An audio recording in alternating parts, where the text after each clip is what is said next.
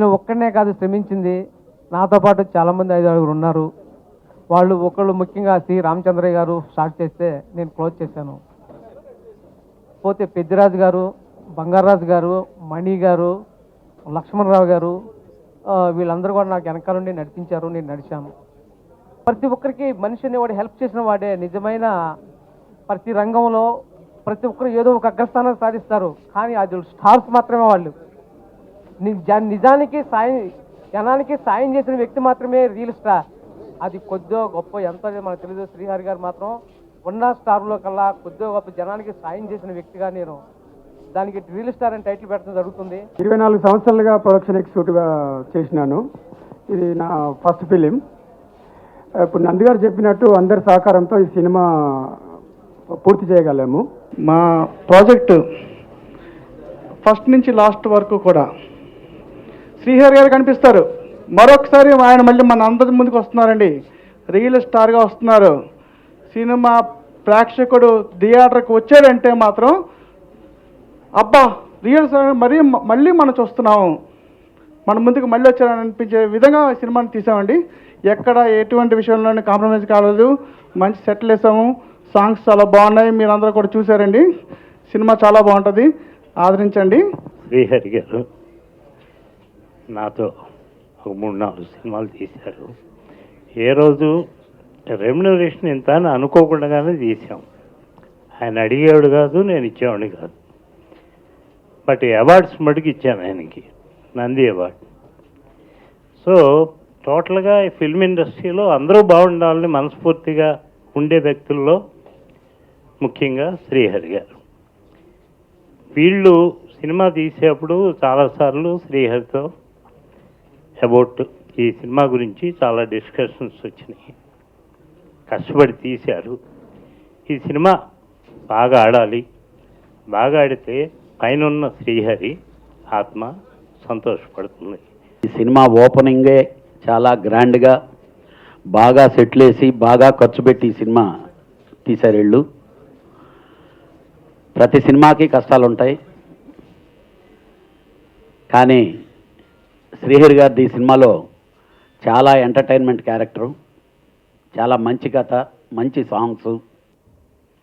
నేను విజువల్గా చూడలేదు, ఆ సాంగ్స్ రికార్డింగ్ అప్పుడు షూటింగ్ అప్పుడు చూశాను నేను. అందరు అన్నట్టు శ్రీహరి గారు లేరు లేరు లేరు అనుకుంటున్నాం. డెఫినెట్గా బాగా ఎక్కడున్నా ఆయన ఆనందంగా పక్కనున్న వాళ్ళందరూ నవ్విస్తూ, ఇందాక ప్రొఫెసర్ గారు చెప్పినట్టు 10 నిమిషాలు మాట్లాడితే మనలో ఆయన ఒకడైపోయి ఆయన లేదే మనం లేమన్నట్టుగా ఫీల్ అయిపోయే విధంగా కలిసిపోయేటటువంటి మనిషి. ఈరోజు ఆయన లేకపోవడం, ప్రొడ్యూసర్లు యోగానంద్ అయితేమి, లక్ష్మణరావు అయితేమి, ఇంకా వాటి రామచంద్రరావు గారు వాళ్ళ మిత్రులందరితో కలిసి ఇబ్బందుల్లో ఉండేటటువంటి సిచ్యువేషన్లో దీన్ని ఎలాగా బయటేయాలని డైరెక్టరు చాలా ఇబ్బందులు పడి ఉంటాడు. ఎలాగైతేమి సినిమా ఫినిష్ చేసి ఈరోజు మీ అంతా ముందుకు ఆడియన్స్ ముందుకు రాబోతాం. నేనేరా పోలీస్ సినిమాలో ఒకసారి ఆపద్ధర్మంగా ఒకసారి నటించాను. అప్పటి నుంచి తప్పిచూ తిరుగుతున్నాను. అయితే ఈ నిర్మాతలు, ఈ దర్శకుడు ఒక 3 నెలలు నన్ను చేసి చేశారు. ఆ వేషం ఒకటి ఉంది, మీరు వేయాలని. నాకు రాదయ్యా, నాకు డైలాగు రాదు, నా కెమెరా చూస్తే భయం, అసలు నా వల్ల కాదు, నన్ను వదిలేసేయండి. తర్వాత శ్రీహరితో రికమెండ్ చేశారు. శ్రీహరికి నాకు సొంత తమ్ముళ్ళలాగానే ఫీల్ అయ్యేవాడు. అంటే మా ఇద్దరం ఎప్పుడు సినిమా కలిసి చేయలేదు, కానీ ఎప్పుడు మాట్లాడుకున్న ఆత్మీయత, ఆప్యాయత ఎప్పుడు ఉండేది. ఓ రోజు ఫోన్ చేసి, అన్న ఆ క్యారెక్టర్ నువ్వే వేయాలన్నాను. నాకు రాదురా బాబు, యాక్టింగ్ రాదు, పాడు రాదు, నాకు ఎందుకు వద్దంటే, కాదు నువ్వు రా, నేను ఉన్నాను కదా అని. సరే ఒకరోజు వెళ్ళాం. మొత్తానికి ఫస్ట్ డైలాగ్ చెప్పినప్పుడు నాకు నా మీద నాకే అసహ్యం వేసింది. ఇంత నైశ్యంగా నేను డైరెక్టర్ని, పెద్ద డైరెక్టర్ని అనుకుంటాను, నేను డైలాగ్ చెప్పడం కూడా రావట్లేదు, చాలా అసహ్యంగా ఉంది, ఎట్లాగా అనుకున్నాం.